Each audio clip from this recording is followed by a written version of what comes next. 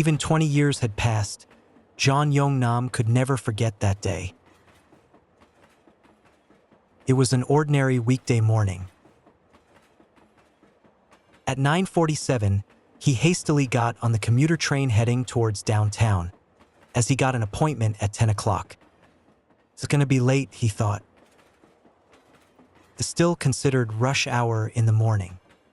The train was packed with passengers. Many of them were students or young women who worked in the downtown district's department stores, which opened at 10:30. Among them, a middle-aged man sitting opposite him has caught his attention. His right side of the body seemed a bit rigid. Beside him were two large bottles. John thought the man must be a sports lover that he have to drink so much water. And then from his pocket, he took out a lighter and started flickering it in a seemingly casual manner. John instinctively told him to stop. The man paused for a moment. The next stop, Junggangno, was approaching. John would have to get off. Suddenly, the man took out the lighter again. This time he put it into the bottle, instantly triggered a ball of flame. The liquid spilled across the floor, emanating a strong and familiar odor of a flammable liquid, gasoline. At that moment, the train reached the stop. Doors opened. Passengers rushed out from the train in fright.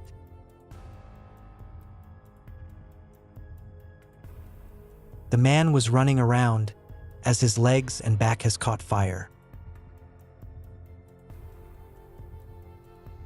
John and several other passengers used their coats to put out the fire on his body. Eventually, they succeeded, but not those in the train. The seat where the man had sit, the floor and the wall were in flame, producing choking dense smoke as it burnt. Passengers were panic and scrambling out from the coaches. The train operator immediately grabbed a fire extinguisher and rushed to the scene, trying to put out the fire. In the operating control room, smoke was visible on the video surveillance, but none of the three operators in the control room noticed. Moments later, the warning message of fire showed on the control panel, accompanied with the fire alarm. However, as the surveillance monitor was blocked by the black smoke, the operators failed to recognize the scale of the incident. The fire has quickly developed with the bolstering of plastic interiors of the train, such as seats, flooring, and ceiling. Even after spewing out all the extinguishing liquid, the driver was unable to put out the fire. He then shouted to all passengers to evacuate, but he didn't report the situation to the subway officials. Black dense smoke and toxic gas rapidly spread over the platform, then to the other levels of the station. Passengers and station employees hurriedly find the way out in the dark. The control room received report of fire in Junggangno Station, reportedly from a station worker. They now realized there's really a fire. It's a crucial moment, because the next train that would enter the station would be train 1080.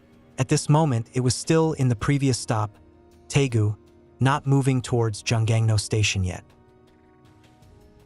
However, the control tower did not foresee the severity of the situation. They didn't report to 119. What's more, they didn't block off any train from entering the station. They notified to all trains.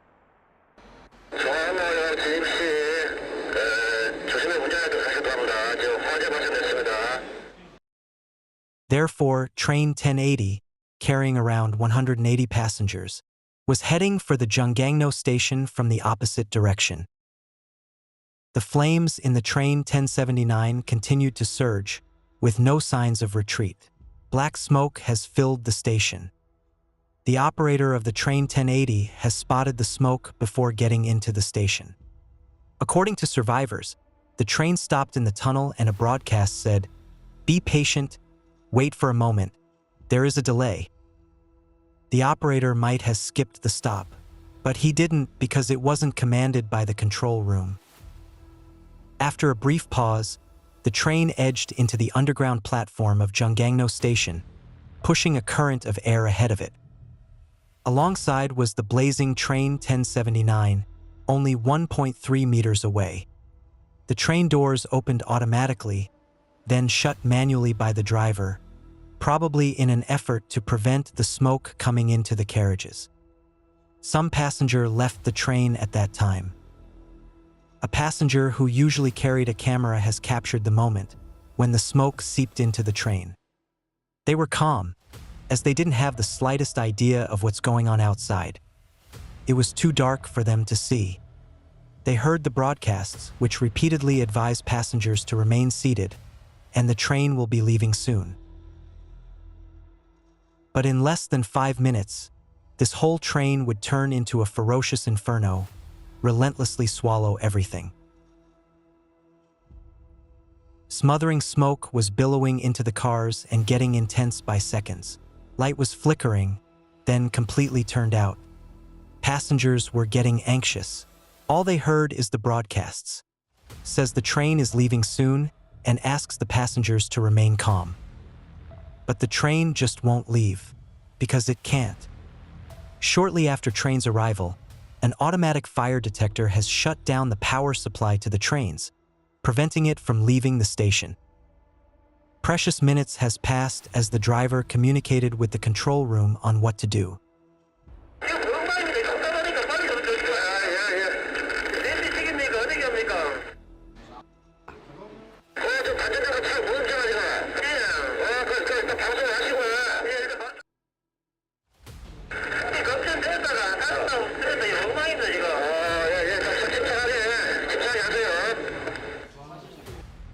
He made several attempts to restart the station's electricity by the emergency power, which did not work. On the opposite track, the train 1079 was burning under the roaring fire. The metal shell of the carriages effectively boxed the fire in, creating a furnace which concentrates the heat in flames and prevents them escaping. The hot air it generated has moved toward the ceiling of the underground platform. 6 minutes after the fire outbreak, intense flames erupted from the window of the train 1079, blazing up the beside train. Passengers poured into the car less affected, but the smoke and roaring flames quickly blocked access. The carriages were heating up fast as the fire swept through the train, which spread from one car to the next in every 5 minutes. Finally, the train operator was instructed, "Quickly, run somewhere else. Go up, kill the engine and go." He then told passengers to evacuate. However, he did not open the doors of carriages. Passengers were trapped inside without the knowledge on how to manually open the doors. Some people called 119 themselves, in hopes that someone could rescue them from the depths of the subway station.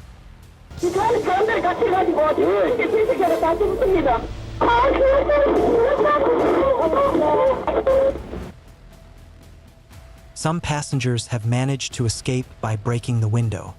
Many have succumbed to deadly toxic fumes, while struggling in vain to escape the inferno. For 20 minutes right after the accident, the emergency center have received over 150 calls. But suddenly, calls from the spot stopped.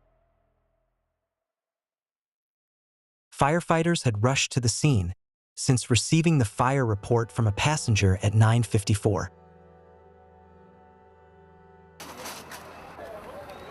Over 1,300 fire and emergency personnel were mobilized for the rescue. However, the intense heat and poisonous smoke had made it impossible to enter the station, let alone to control the blaze.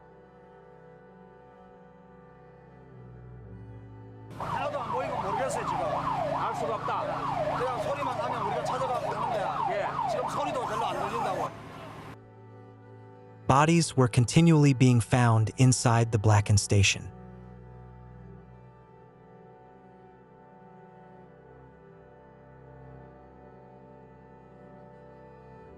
Though many passengers had managed to escape from the trains, they had soon become disoriented in the dark and smoke-filled underground station. Many had died of asphyxiation while desperately searching for some way out.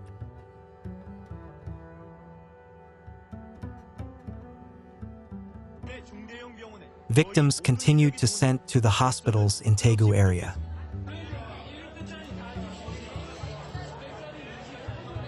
Many could never regain consciousness back.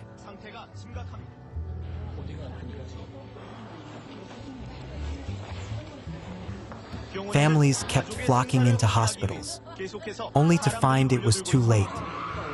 현재 부상자들은 경북대병원의 29명, 공산의료원의 25명을 비롯해 곽병원, 영남대 의료원, 파치마병원, 그리고 한성병원 등 11개 병원에 나누어 치료를 받고 있고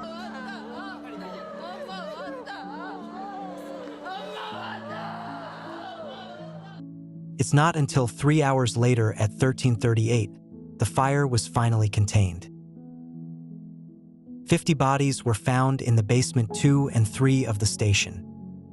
Some were found at the entrance to Daehin Free Mall shopping center, as the fire shutter had blocked the exit.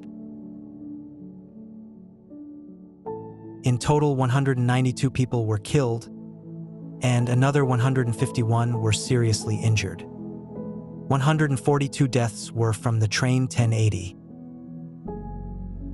Many were burned to the bone and beyond recognition, thus required DNA analysis to identify. There was not a single death in train 1079.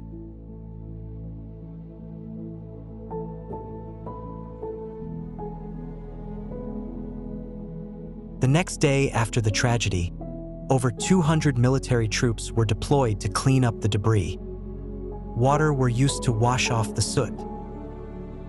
Belongings of the victims, including their bones and hairs, which were crucial for identification, had severely damaged. The arsonist, Kim Dae-han, 56-year-old at the time, was convicted of arson and homicide, and was sentenced to life imprisonment on account of his remorse and mental instability. He formerly worked as a taxi driver. In April 2001, he suffered a stroke that left him paralyzed on the right side of his body and eventually lost his job. He was known to have received psychiatric treatment at a hospital in Daegu after showing symptoms of depression. With no hope of improvement in his condition, Kim became pessimistic about the world and attempted suicide in the crowd. He died on the next year due to worsening chronic illness. The driver of the 1080 trains and the 1079 was sentenced to 5 and 4 years respectively on negligent manslaughter charges for failing to evacuate passengers. 3 operators was sentenced to 3 to 4 years in prison for the same charges.